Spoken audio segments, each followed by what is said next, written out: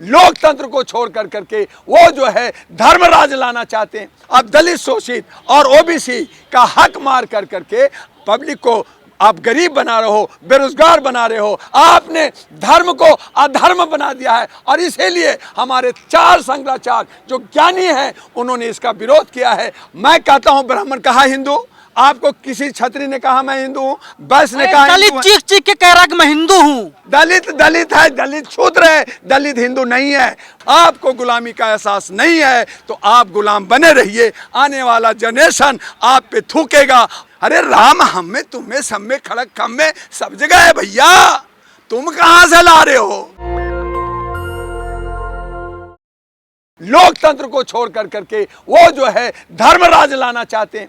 तो धर्मराज ला कर करके आप मुझ पे सनातन थोप कर करके, भेदभाव कर करके, ऊंच नीच कर कर करके, अब दलित शोषित और ओबीसी का हक मार कर करके आप इन प्रकार तरीके से लोगों को लोभ लुभावना दे कर करके अलग अलग प्रोजेक्ट का अनाउंसमेंट खाली कर कर करके पब्लिक को आप गरीब बना रहे हो, बेरोजगार बना रहे हो, अशिक्षित कर रहे हो, असुरक्षित कर रहे हो। और आप कहते हो कि मैं तो 400 पार हो गया, तो इलेक्शन कमीशन को बंद कर दो, चुनाव बंद कर दो, हो गया ना, अब बन जाओ अपने आप प्रधानमंत्री। संघ का एक पोस्टर जारी किया गया है जिसमें मोदी जी बहुत बड़े दिखाए गए हैं, राम छोटे से दिखाए गए हैं और वो उंगली पकड़ ले जा रहे हैं राम को। जो राम को लाए हैं हम उनको लाएंगे, ये पोस्टर जो है दे रहा है आदेश। तो कहीं किसी दिन ऐसा भी होगा। मैं जब एक बार धर्मशाला गया था हिमाचल, तो मैंने वहाँ देखा, मैंने वहाँ विरोध किया कि गौतम बुद्ध का मूर्ति पीछे और वहाँ का जो पूजा करने वाले जो बुद्धिस्ट थे वो आगे बैठ करके वो प्रचार बोल रहे थे, प्रचारक बने हुए थे। तो मैंने ऑब्जेक्शन किया कि अगर भगवान हमारे गौतम बुद्ध हैं उनको आगे होना चाहिए, आपको पीछे या साइड में होना चाहिए। तो वहाँ पे बड़ा विरोध हुआ, लोगों ने कहा कि दुआ साहब आपको जान से मार देंगे। हमारे वहाँ मीडिया वाले ने वहाँ बचाया मुझे, बेचारे ने बड़ी मुश्किल से वहाँ से निकला। बहुत लेते हो तो बड़ा मुश्किल से निकला। तो आज क्या है, खुद विष्णु का अवतार बन रहे हैं, तो भैया फिर हम राम को नहीं बल्कि हम मोदित्व का मूर्ति बना करके इनका पूजा करें। शायद हमें पकौड़ा मिल जाएगा, हमें कुछ जो है प्रसाद मिल जाएगा। और ये जजमान बन रहे हैं, कितना सोना चांदी कितना प्रसाद चढ़ाएंगे और ये जनता का पैसा चढ़ाएंगे। ये जवाब हम 22 तारीख के बाद आपके चैनल से पूछेंगे कि राम के आदर्शों को आपने माना या नहीं माना। आपने जो राम के आदर्श थे कि एक ही तालाब में गाय कौवा कुत्ता बिल्ली सारा पानी पीता था, क्या आप सबको साथ लेके चल रहे हैं या अपना विकास कर रहे हैं या अपने कंपनी या अपने साथियों को विकास कर रहे हैं और लोगों को बेवकूफ बना रहे हैं? तो इस तरह से आपने धर्म को अधर्म बना दिया है। और इसीलिए हमारे 4 शंकराचार्य जो ज्ञानी हैं उन्होंने इसका विरोध किया है और उनका हम सम्मान करते हैं और उनकी बातों को पूरा भारत के हर हिंदू बढ़ाते हैं। शंकराचार्य योगी जी ने तो जो वो अगर वो एक व्यवस्था मनुवाद का, इनका जवाब दे दूं, मनुवाद अगर उन्होंने बना रखा है तो उनके पास टैग है कि वो शंकराचार्य हैं, वो टैग है, मान के चल रहे हैं। आप तो राज धर्म मनाना था, आपको राजा बनाया गया था। आप कह रहे हैं कि मैं सेवक हूं, मैं चौकीदार हूं, देश का रक्षा करने वाला हूं।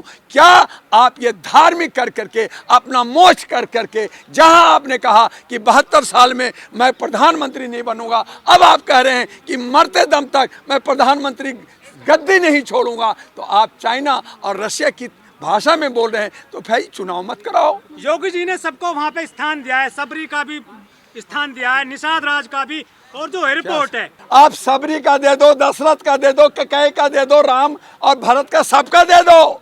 लेकिन मुझे एक बात बताइए कि हमारा धर्म, हमारा जो है वैदिक क्या कहता है, पहले सिया फिर राम, सिया राम लिखा जाता है। हर जगह पत्नी का स्थान पहले होता है। और फिर तो आपने कहा श्री राम, जय श्री राम बोलो, जय सिया राम बोलो।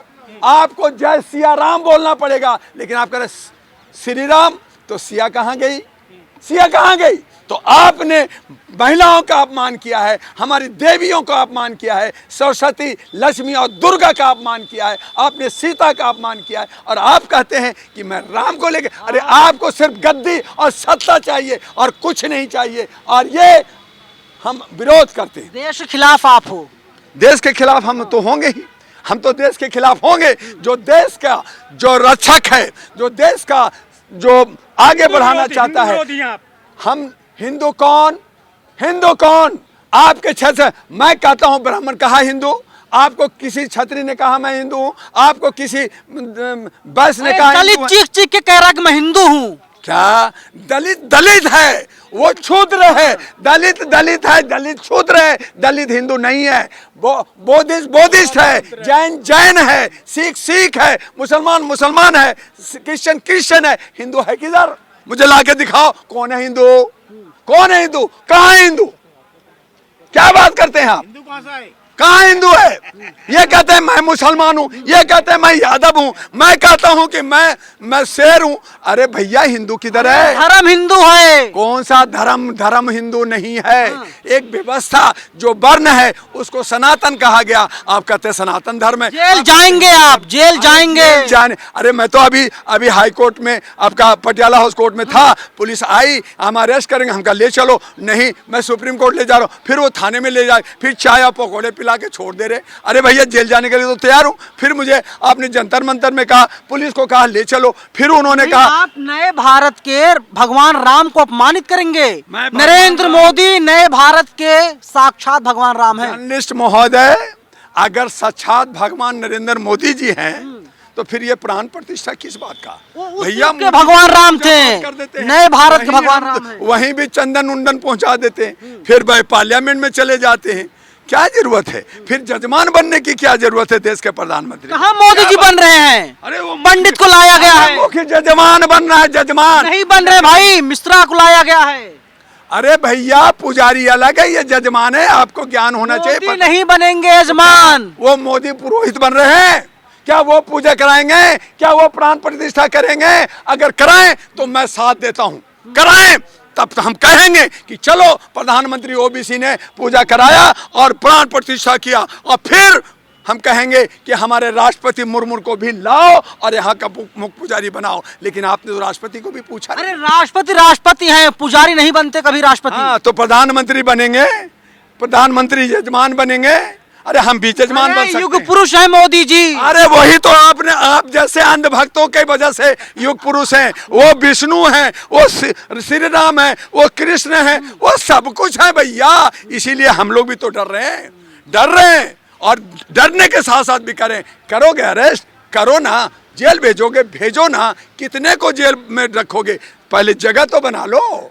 जगह ही नहीं है तेरे पास, वैसे ही जेल सारा भरा पड़ा है, और 6 करोड़ तो केस पेंडिंग पड़ा है। दुनिया भर के में बदमाश भरे, और उसमें हम लोग को भी भरना। में मोदी जी की वापसी हो रही है फिर से। यही ईवीएम की चोरी से हो रही है।